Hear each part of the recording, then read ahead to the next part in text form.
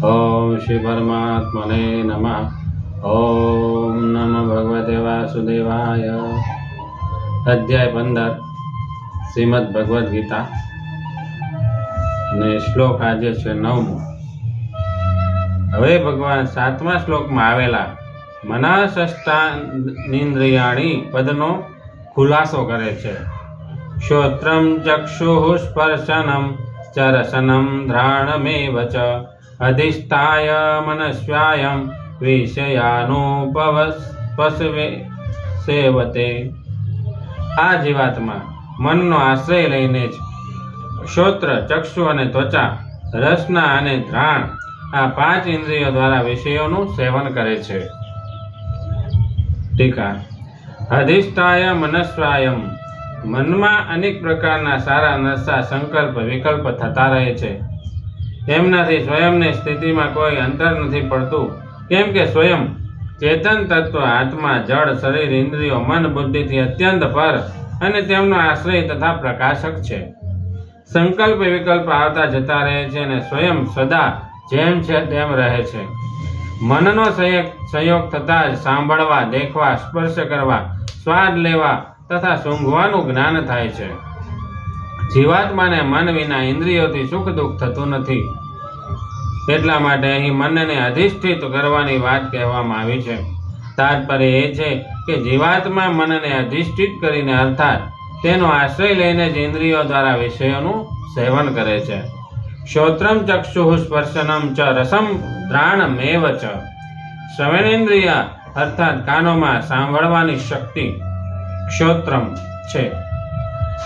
મનુષ્ય પોતાના મનમાં નિરંતર કંઈક ને કંઈક વિચારતો રહે છે, જેને સંકલ્પ વિકલ્પ મનોરથ કે મનોરાજ્ય કહે છે। નિંદ્રાને સમયે આ જ સ્વપ્ન થઈને દેખાવા લાગે છે। મન પર બુદ્ધિનો પડતો પ્રભાવ રહેવાને કારણે આપણે મનમાં આવેલી પ્રત્યેક બાબતને પ્રગટ નથી કરતા, પરંતુ બુદ્ધિનો પડદો હટી જતા મનમાં આવેલી પ્રત્યેક બાબત કહેવી કે તેના અનુસાર આચરણ કરવું એ પાગલપણું કહેવાય છે। આ રીતે મનોરાજ્ય, સ્વપ્ન તથા પાગલપણું એ ત્રણેય એક જ છે।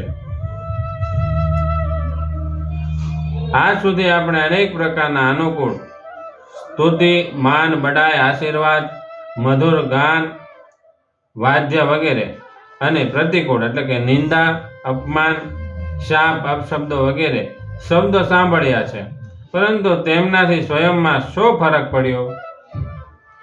કોઈકને પૌત્રના જન્મ તથા પુત્રના મૃત્યુના સમાચાર એકી સાથે મળે, બંને સમાચાર સાંભળવાથી એકના જન્મ તથા બીજાના મૃત્યુનું જે જ્ઞાન થયું તે જ્ઞાનમાં કોઈ અંતર નથી આવ્યું। જ્યારે જ્ઞાનમાં પણ કોઈ અંતર નથી આવ્યું તો પછી જ્ઞાતામાં અંતર આવશે જ કેવી રીતે? આથી જન્મ અને મૃત્યુના સમાચાર સાંભળવાથી અંતઃકરણમાં માનેલા સંબંધને કારણે જે અસર થાય છે તેની તરફ દ્રષ્ટિ ન રાખીને આ જ્ઞાન પર જ દ્રષ્ટિ રાખવી જોઈએ। એવી જ રીતે અન્ય ઇન્દ્રિયોની બાબતમાં પણ સમજી લેવું જોઈએ। નેત્રેન્દ્રિય અર્થાત નેત્રોમાં દેખવાની શક્તિ ચક્ષુ કે છે।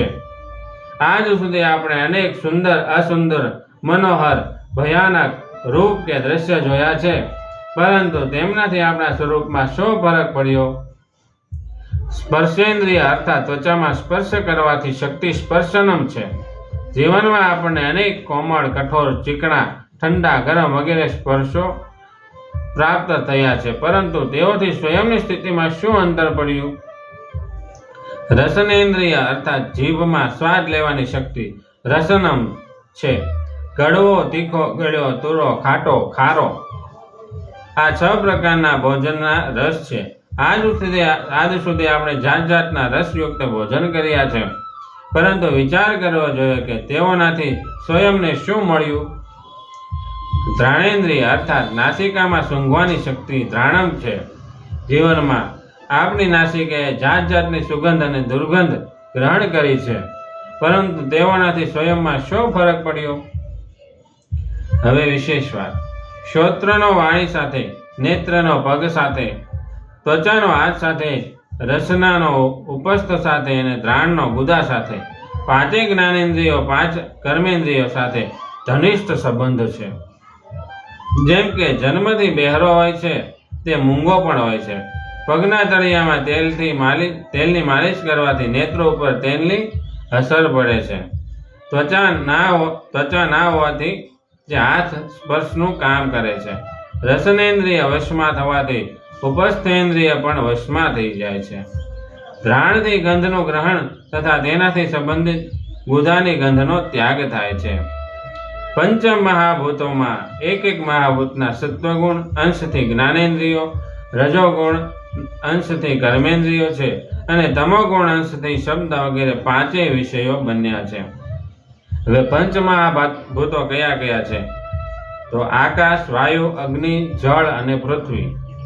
સત્વગુણના અંશ શ્રોત્ર, ત્વચા, નેત્ર, રસના અને ઘ્રાણ. રજોગુણના અંશ વાક, હસ્ત, પાદ, ઉપસ્થ અને ગુદા.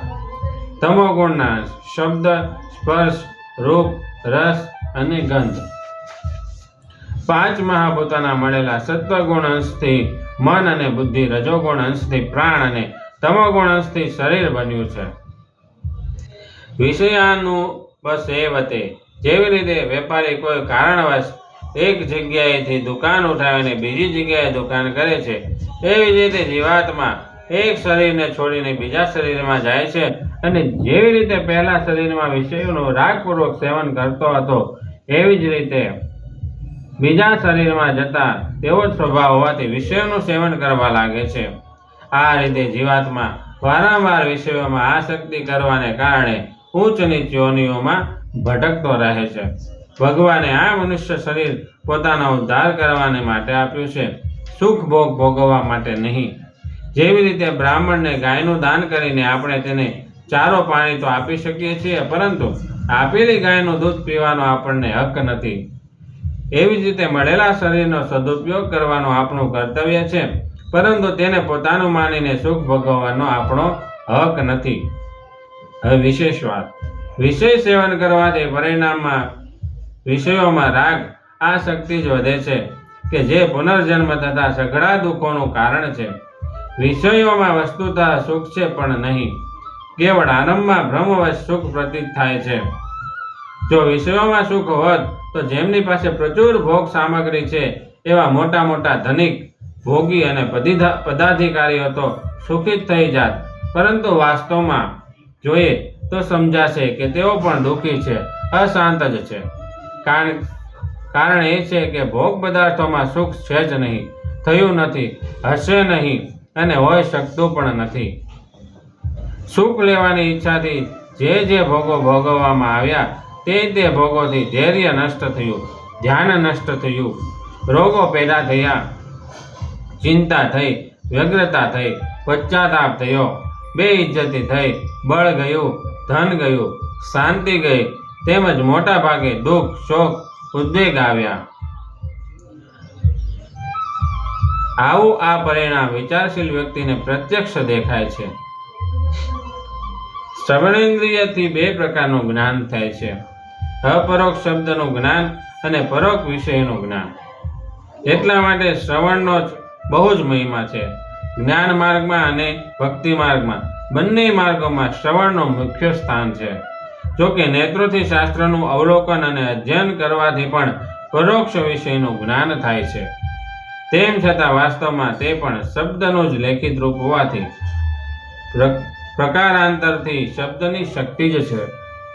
શાસ્ત્ર જ્ઞાન પણ જેવું ગુરુમુખેથી સ્મરણથી થાય છે તેવું વાંચવાથી નહીં. વિદ્યાધ્યયનમાં પણ પહેલા સાંભળવાથી જ બોધ થાય છે.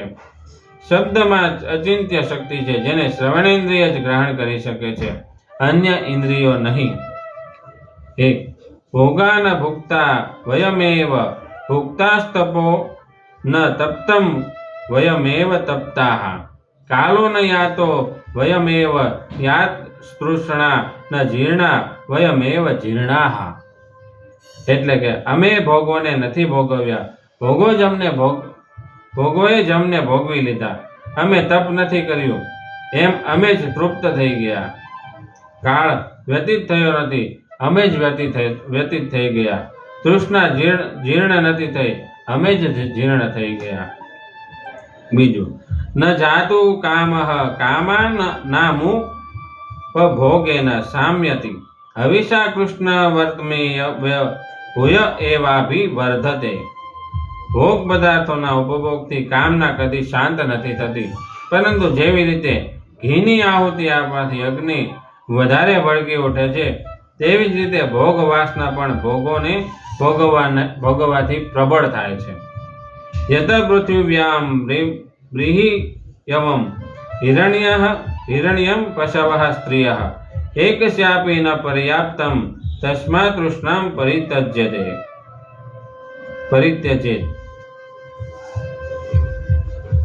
જેવી રીતે સપ્તમાં જળ પીવાથી તૃષા નથી છીપતી, એવી જ રીતે ભોગ પદાર્થથી ન તો શાંતિ મળે છે અને ન અંતરની ઈચ્છા પણ દૂર થાય છે. મનુષ્ય વિચારે છે કે આટલું ધન થઈ જાય, આટલો સંગ્રહ થઈ જાય, આટલી અમુક વસ્તુઓ પ્રાપ્ત થઈ જાય તો શાંતિ મળી જશે, પરંતુ એટલું થઈ જવા છતાં પણ શાંતિ નથી મળતી. ઉલટાની વસ્તુઓના મળવાથી તેમની લાલસા વધારે વધી જાય છે. ધન વગેરે ભોગ પદાર્થો ના મળવા છતાં પણ વધારે મળી જાય એ ક્રમ ચાલતો જ રહે છે. પરંતુ સંસારમાં જેટલું ધન ધાન્ય છે, જેટલી સુંદર સ્ત્રીઓ છે, જેટલી ઉત્તમ વસ્તુઓ છે, તે સઘળી એક સામટી કોઈ એક વ્યક્તિને મળી પણ જાય તો પણ તેમનાથી તેને તૃપ્તિ નથી થઈ શકતી. એનું કારણ એ છે કે જીવ અવિનાશી પરમાત્માનો અંશ અને ચેતન છે, અને ભોગ પદાર્થો નાશવાન પ્રકૃતિના અંશ તથા જડ છે. ચેતનની ભૂખ જડ પદાર્થોના દ્વારા કેવી રીતે મટી શકે છે? ભૂખ છે પેટમાં અને પીઠ પાછળ હલવો બાંધવામાં આવે તો ભૂખ કેવી રીતે મટી શકે છે? તરસ લાગતા ઉત્તમ ગરમા ગરમ હલવો ખાવા છતાં પણ તરસ નથી મટી શકતી. એ જ રીતે જીવને તરસ તો છે ચિન્મય પરમાત્માની, પરંતુ તે તરસને દૂર કરવા ઈચ્છે છે જડ પદાર્થો દ્વારા, કે જેનાથી તૃપ્તિ થવાની જ નથી. તૃપ્તિ તો દૂર રહી, જેમ જેમ તે જડ પદાર્થોને અપનાવે છે તેમ તેમ તેની અપેક્ષા પણ વધતી જ જાય છે. આ તેની કેટલી મોટી ભૂલ છે. સાધકે આજે જ એક દ્રઢ વિચાર નિશ્ચય કરી લેવો જોઈએ કે મારે ભોગ બુદ્ધિથી વિષયોનું સેવન કરવું જ નથી. તેનો આ પાકો નિર્ણય થઈ જાય કે સકળ સંસાર મળીને પણ મને તૃપ્ત નથી કરી શકતો. વિષય સેવન ન કરવાનો દ્રઢ વિચાર થવાથી ઇન્દ્રિયો નિર્વિષય થઈ જાય છે, અને ઇન્દ્રિયો નિર્વિષય થઈ જવાથી મન નિર્વિકલ્પ થઈ જાય છે. મન નિર્વિકલ્પ થઈ જવાથી બુદ્ધિ આપોઆપ સમ થઈ જાય છે, અને બુદ્ધિ સમ થઈ જવાથી પરમાત્માની પ્રાપ્તિનો આપોઆપ અનુભવ થઈ જાય છે. કેમ કે પરમાત્મા તો સદા પ્રાપ્ત જ છે. વિષયોમાં પ્રવૃત્તિ થવાને કારણે જ એમની પ્રાપ્તિનો અનુભવ નથી થઈ શકતો. સુખ ભોગ અને સંગ્રહ આ બેમાં જેઓ આસક્ત થઈ જાય છે તેમને માટે પરમાત્મા પ્રાપ્તિ તો દૂર રહી, તેઓ પરમાત્મા તરફ ચાલવાનો દ્રઢ નિશ્ચય પણ નથી કરી શકતા. ગોસ્વામી શ્રી તુલસીદાસજી મહારાજ શ્રી રામચરિત માનસના અંતમાં પ્રાર્થના કરે છે, કામિહિ નારી પિયારી જીમી લોભિહિ પ્રિય જીમી દામ તિમિ રઘુનાથ નિરંતર પ્રિય લાગહુ મોહી રામ. જેવી રીતે કામીને સ્ત્રી એટલે કે ભોગ અને લોભીને ધન સંગ્રહ પ્રિય લાગે છે, એવી જ રીતે શ્રી રઘુનાથજીનું રૂપ અને રામ નામ મને નિરંતર પ્રિય લાગવું. તાત્પર્ય એ છે કે જેવી રીતે કામી પુરુષ સ્ત્રીના રૂપમાં આકૃષ્ટ થાય છે, એવી જ રીતે હું શ્રી રઘુનાથના રૂપમાં નિરંતર આકૃષ્ટ થાય છે. તેવી જ રીતે હું રઘુનાથના રૂપમાં નિરંતર આકૃષ્ટ રહું. અને જેવી રીતે લોભી ધનનો સંગ્રહ કરતો રહે છે, એવી જ રીતે હું રામ નામનો જપ દ્વારા નિરંતર સંગ્રહ કરતો રહું.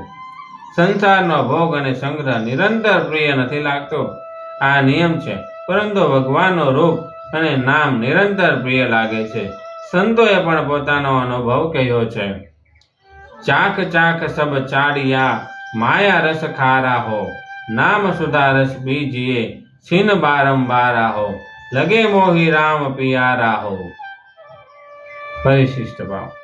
વિષયોનું સેવન કરવાથી સ્વયં ગૌણ બની જાય છે અને શરીર સંસાર મુખ્ય બની જાય છે. તેથી સ્વયં પણ જગત રૂપ થઈ જાય છે. ઓમ નમો ભગવતે વાસુદેવાય. ઓમ ઇતિ શ્રી નવમ શ્લોકમ સંપૂર્ણમ. ઓમ નમો ભગવતે વાસુદેવાય. ઓમ નમો નારાયણ.